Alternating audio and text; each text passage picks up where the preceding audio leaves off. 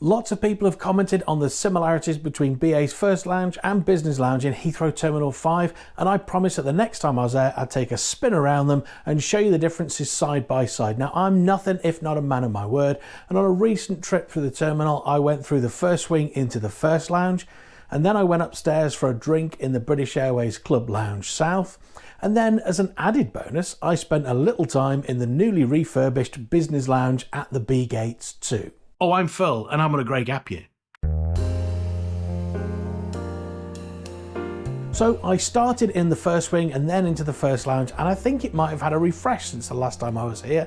This seating here between the self-pour bar and the wine station is definitely different, and there's some new shelves with plants on them. They're different too, and I quite like them. They've also added these pods, which I haven't sat in before, and these I did like. They're very private, and sitting in a pod on my favourite part of the lounge, which is the terrace, looking out at the planes, well, that was lovely. And as a solo traveller who likes to keep himself to himself, I really did like these. And the new bar is complete. This was boarded up the last time I was here. It looks nice, but I think it's more of a change than an improvement. I'm not too sure what to think. Tell me what you think in the comments. So upstairs to the Business Lounge, and you know, on first glance I think this all looks very similar to the First Lounge. It all looks very familiar, doesn't it? It's a bigger lounge with more people. It felt busier, it was a lot noisier, and there is less natural light. But when I'm playing the two clips side by side, I'm struggling to know which is first and which is business.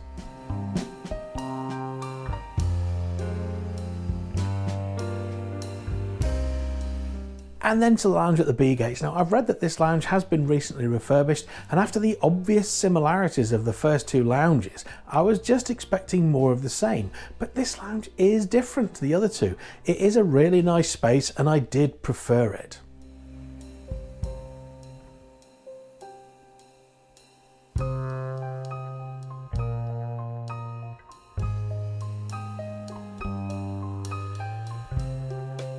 A children's room is always a good idea. The other Business Lounge did have one as well, but there were children playing in it, so I didn't think it was a good idea to film that.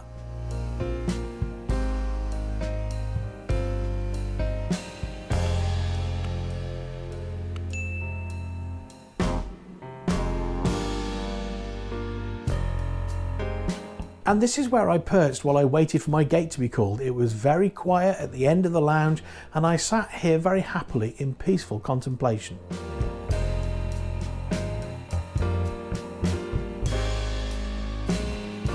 The Bog Standard. The toilets in the Concord room stand out because they have bidets. So is there a difference between the toilets in the First Lounge and the two business class toilets? Well, no, not really. In fact, they're almost identical, same fittings, same toiletries, and the only difference is that the First Lounge toilet had this lovely piece of artwork, and the Business Lounge one had a poster.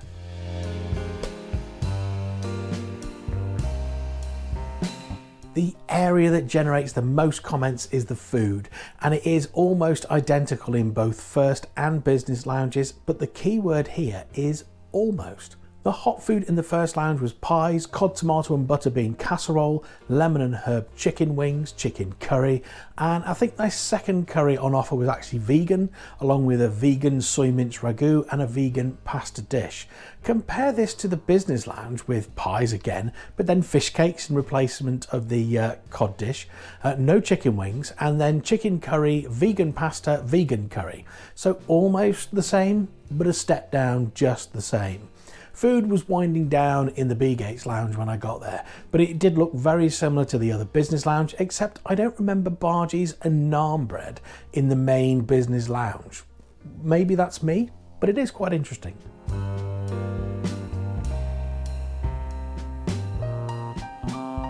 A large selection of salads in the First Lounge, but then an equally large selection in the Business Lounge.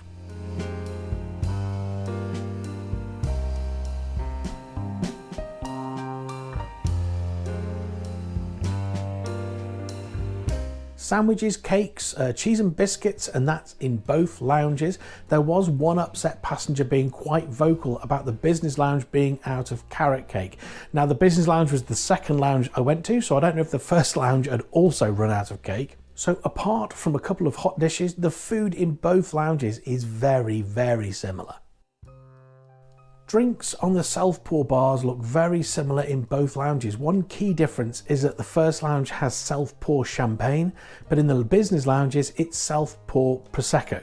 They do have champagne on request apparently in the business lounge. Do let me know in the comments if you've spotted a premium bottle of booze on the bar in first that isn't in business. I had a vodka tonic and it was the same in both lounges.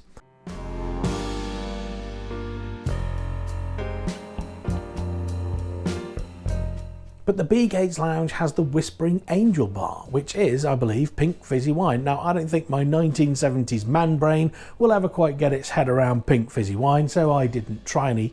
But again, pop me a comment if you've had this, tell me what it's like, maybe I'll try it in the future, thanks. I think you can draw your own conclusion from the footage that I've shared with you, but my personal thoughts are that all three lounges are very similar in food and drink offerings, with the first lounge being just ever so slightly better. But the B Gate Lounge is the nicest place to sit easily, but the Business Lounge South is probably the noisiest and the busiest. I still enjoyed sitting out on the terrace in the first lounge, and those pods, well, that's where I'll probably head for next time I fly from Terminal 5. But if my gate is in Terminal 5B or 5C, then I'll definitely head to the B Gates Lounge. But I wouldn't make a special trip, especially as you have to walk back to Terminal 5A. But finally, from a status point of view, I think BA Silver status would do just nicely in terms of Terminal 5 lounges. There isn't anything in the first lounge that makes a compelling case for Gold status over Silver. So I hope you've enjoyed the video, and if you have, perhaps you'd be kind enough to give me a like, and do let me know your thoughts on these lounges and how they compare. So thank you for joining me on my Grey Gap Year.